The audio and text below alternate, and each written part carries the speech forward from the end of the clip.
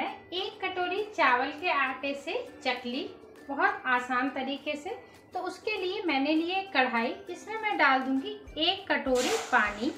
जिस कटोरी से मैं चावल का आटा लूंगी उसी कटोरी से मैंने नाप के 1 कटोरी लिया है पानी।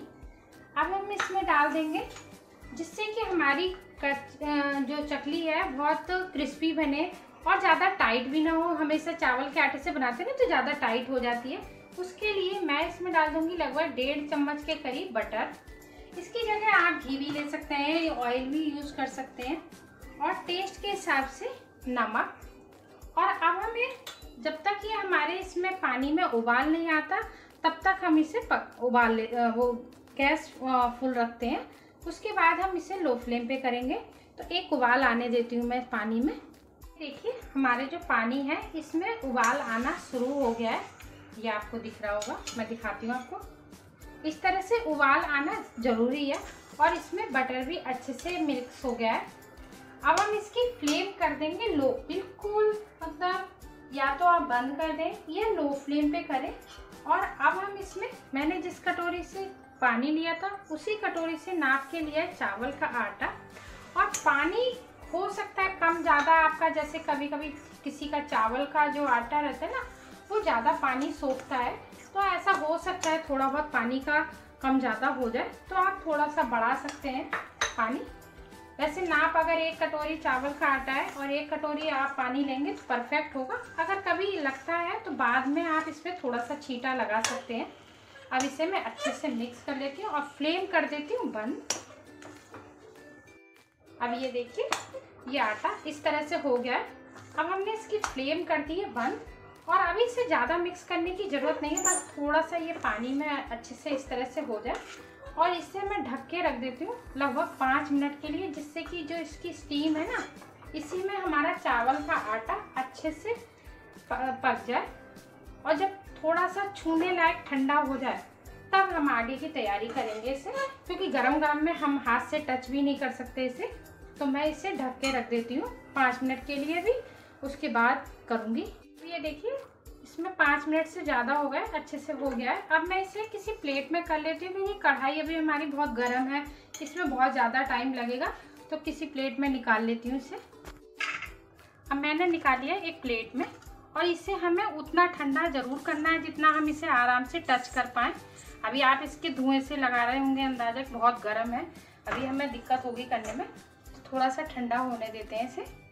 अब ये देखिए अच्छे से ठंडी हो गई है। अब इसी समय मैं इसमें डाल दूंगी लगभग 1 चम्मच कलौंजी। कलौंजी की जगह आप सफ़ेद तिल भी यूज़ कर सकते हैं अगर आपको कलौंजी पसंद नहीं है। और बहुत थोड़ी सी लाल मिर्ची, इससे क्या है इसका जो टेस्ट है ना वो बहुत अच्छा आता है। साथ में थोड़ी सी हींग। और अब हम क्या करेंगे इस तरह से चम्मच हटा देते हैं और थोड़ा सा हाथों पे ना ऑयल लगा लेती हूँ मैं। हाथों पे लगा लेते हैं थोड़ा सा ऑयल और अच्छे से इसे पूरे को मैश कर लेते हैं, जिससे कि हमारा जो आटा है वो अच्छे से सॉफ्ट हो जाए। और इस पे मैंने अंदर जो है अच्छे से ऑयल से ग्रीस कर लिया। और ये वाला जो स्टार है ना इसे इसके अंदर डाल देती हूँ मैं इस तरह से और अच्छे से। और अब हम क्या करेंगे, ये जो हमने रोल बनाया ना इसे इस तरह से, और इसमें ना हवा पूरा अच्छे से हमें इसमें फिट करना है, क्योंकि अगर हवा रह जाएगी तो हम उतने अच्छे से इसकी चकली नहीं बना पाएंगे। तो मैंने 2 हिस्से इसके कर लिए हैं। उसके बाद हम क्या करेंगे, ये देखिए मुझे थोड़ा सा ज़्यादा लग रहा है, हल्का सा मैं निकाल लेती हूँ इसे। ये देखिए इस तरह से दबाते हुए, और हमने इसमें ना वो ऑयल लगा लिया तो चिपकेगा भी नहीं। अब ये वाला हिस्सा रहता है इसे मैं इसमें रख देती हूँ इस तरह से और इसे बंद कर लेते हैं। ये आजकल मार्केट में बहुत आसानी से मिल जाते हैं, तो आप यूज कर सकते हैं। और अगर ये बाई चांस आपके पास नहीं है, जो दूध की थैली आती है ना उसका भी एक कोना काट के आप इस तरह से बना सकते हैं चकली। अब इसे अच्छे से टाइट कर लेंगे। ये हमारा अच्छे से तैयार हो गया। मैंने एक चॉपिंग बोर्ड पे इस तरह से पेपर लगा लिया है, बटर पेपर, और अब हम इसे इस तरह से घुमाते हुए, ये देखिए मैं आपको दिखाती हूँ, हल्के हाथ से घुमाते हुए निकालेंगे। जैसे हम वो बनाते हैं ना जलेबी, आपको दिखाती। इतने बड़े बड़े पीस, और ये लास्ट वाला ना हम इसमें चिपका देंगे थोड़ा सा। इसी तरह से मैं बाकी भी बना लेती हूँ।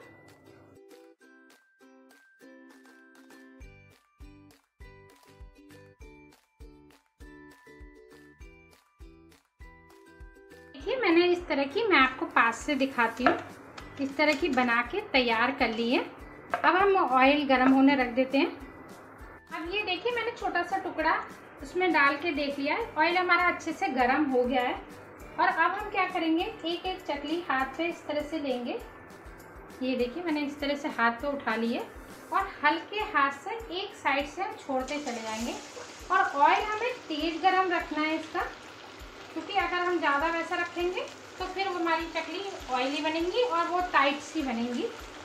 और अभी इसके जो बबल्स हैं ना, अभी इसी तरह से रहने देते हैं। अभी हम इनको बिल्कुल भी छेड़ेंगे नहीं। जब ये थोड़े से वैसे हो जाएंगे ना, चकली डालने के बाद हम इसे मीडियम हॉट ऑयल में हमें फ्राई करना है। और जितनी आराम से आए उतनी ही इसमें डालेंगे। मैंने सिर्फ 4 पीस अभी इसमें डाले हैं और अभी मैं इनको चलाऊंगी भी नहीं। 1 मिनट इसी तरह से भी छोड़ देती हूँ। जब थोड़ा सा ये बबल्स कम होंगे तब वो करूँगी। कि इनके बबल्स थोड़े से कम हो गए हैं और अब हम एक स्पून की मदद से इनको पलट देते हैं हल्के हाथ से। और अगर बाई चांस लग रहा है आपको कि ये चिपक रही है, तो ये जब थोड़ी सी वो फ्राई हो जाएंगी ना, तो ये अपने आप जब पलटेंगे तो ये सही हो जाएंगी।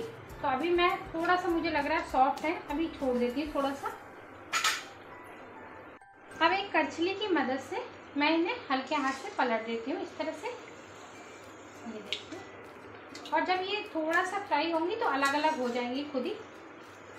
अब ये देखिए मैं दिखाती हूँ आपको, सब अलग अलग हो गई। जैसे ऑयल में फ्राई होती है ना, अपने आप ही अलग अलग हो जाते हैं। और मैं आपको दिखाती हूँ कितना अच्छे से फ्राई हुई है।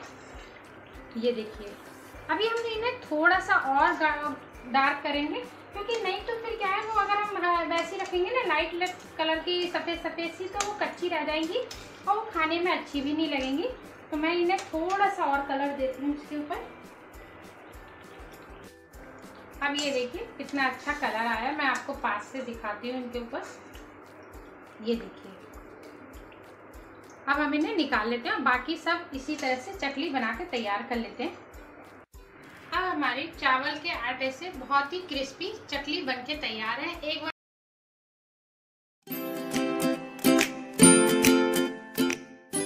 जा रहे हैं झटपट बनने वाला इवनिंग स्नैक्स। अगर चाहें तो आप इसे ज़्यादा बना के महीनों स्टोर भी कर सकते हैं।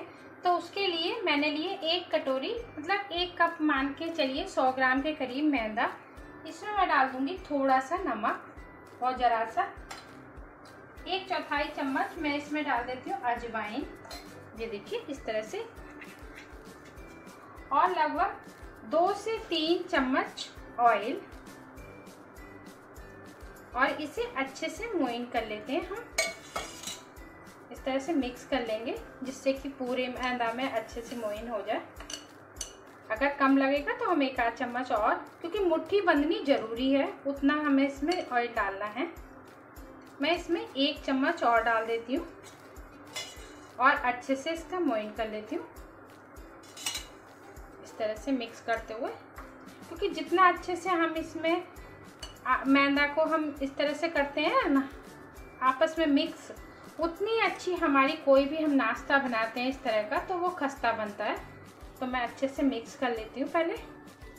ये अच्छे से मिक्स हो गया है, मैं दिखाती हूँ, मुट्ठी बंध रही है। अब हम इसमें थोड़ा थोड़ा पानी डाल के एक टाइट डो तैयार कर लेते हैं।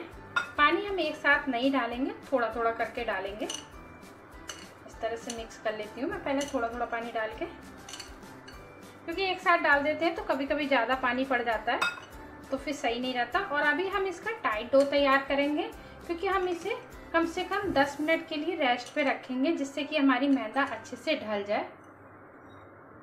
अब ये देखिए इस तरह का टाइट डो बनके तैयार हो गया है।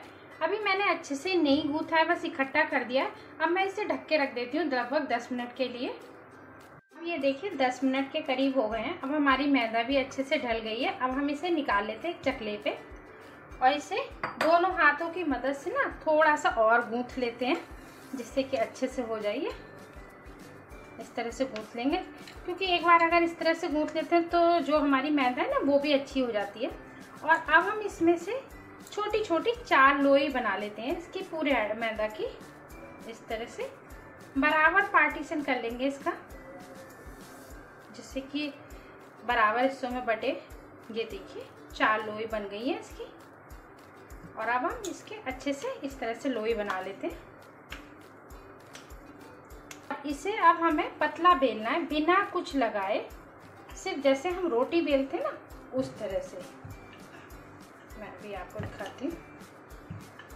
पतली जैसे हम नॉर्मल रोटी बनाते हैं उसी तरह से मैं इसे बेल लेती हूँ।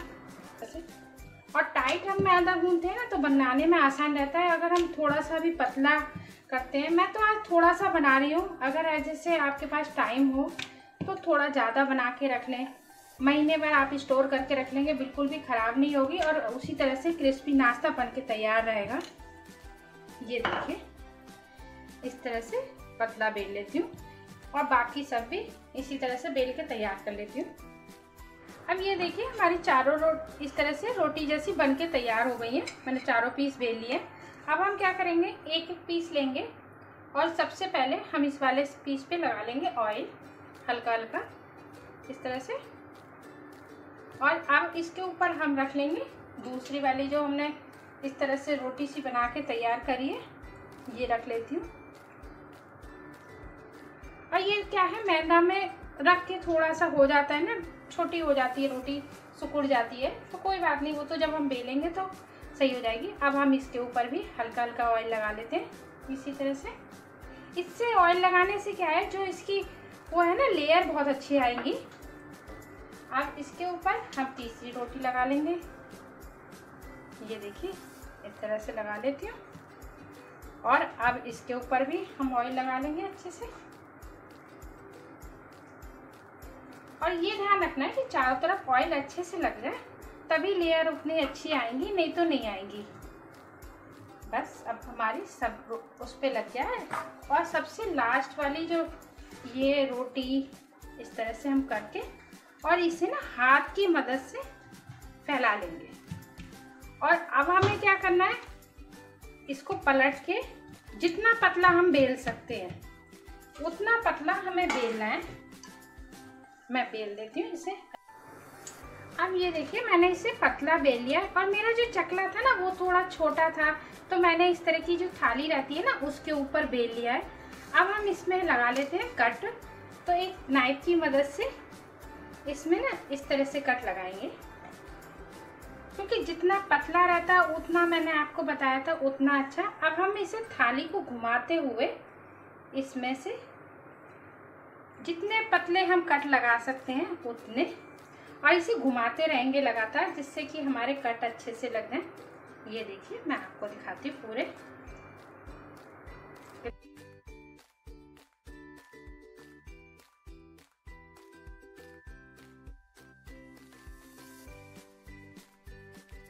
अब मैंने एक पीस निकाल लिया है। अब हम क्या करेंगे, इसे इस तरह से फोल्ड करेंगे। बहुत आसान है करना, ये देखिए इस तरह से। और ये जो लास्ट में हमारा थोड़ा सा हिस्सा बचा है ना, इस पे लगाएंगे हम अच्छे से पानी और इसे इस तरह से वो कर लेते हैं। और अब हाथ से, हल्के हाथ से थोड़ा सा हम इस तरह से रोल कर लेंगे, जिससे कि ये अच्छे से चिपक जाए। और इसी तरह से बाकी बना के तैयार कर लेती हूँ मैं आपको पास से दिखाती हूँ कितना अच्छा डिजाइन इसका बन के तैयार हुआ है। इसी तरह से बाकी सब बना लेती हूँ। अब ये देखिए मैंने इस तरह से बना के तैयार कर लिया है। अब कढ़ाई में ऑयल गरम कर लिया, और ये बहुत ही हल्का गरम करा है हमने, क्योंकि हमें इन्हें लो फ्लेम पे ही फ्राई करना है। अब मैं इसमें जितने आराम से आएंगे उतना ही डाला। देखिए अब मैंने डाला ना, हल्का सा बबल सा आ रहा है, बस उतना ही हमें तेज ऑयल रखना है। अब हम इसमें डाल देते हैं और लो फ्लेम पे हम इन्हें पलटते हुए मतलब गोल्डन फ्राई कर लेंगे इस तरह से। और अभी हम इन्हें बिल्कुल भी नहीं चलाएंगे, थोड़ी देर इसी तरह से छोड़ देती हूँ मैं। 1 मिनट के करीब हो गया। अब एक चम्मच की मदद से हम इनको पलट देते हैं इस तरह से, और पलटते हुए अच्छे से इनको फ्राई करेंगे गोल्डन जब तक नहीं होते। और लो फ्लेम पे करने से क्या है, ये अंदर तक क्रिस्पी बन के तैयार होंगे। ये देखिए इस तरह से बीच बीच में हम चलाते रहेंगे इनको। थोड़ा सा टाइम ज़रूर लगेगा इसे फ्राई होने में, पर बहुत अच्छा, मतलब जो अंदर तक क्रिस्पी इसके आएगी ना क्रिस्पीनेस, तो बहुत अच्छा लगेगा आपको खाने में। अब ये देखिए मैं आपको दिखाती हूँ, इनका कलर चेंज हो गया है, पर अभी ये थोड़ा सा और इनको हमें ब्राउन सा करना है। ये देखिए कितना अच्छा, एक भी खुला भी नहीं है। तो अगर हम लो फ्लेम पे करते हैं ना तो बहुत अच्छे बन के तैयार होते हैं। तो मैं अभी थोड़ा सा इनका कलर और डार्क कर लेती हूँ इसी तरह से, लगभग 1 से 2 मिनट के लिए और छोड़ देती हूँ इसी में। ये देखिए अच्छे से हमारे फ्राई हो गए। मैं पास से दिखाती हूँ कितना अच्छा कलर आया। और अब हम इन्हें सर्व कर लेते हैं। हमारा मैदा से बनने वाला बहुत ही क्रिस्पी और टेस्टी नाश्ता बनके तैयार है। आप इसे महीने भर स्टोर भी करके रख सकते हैं। अगर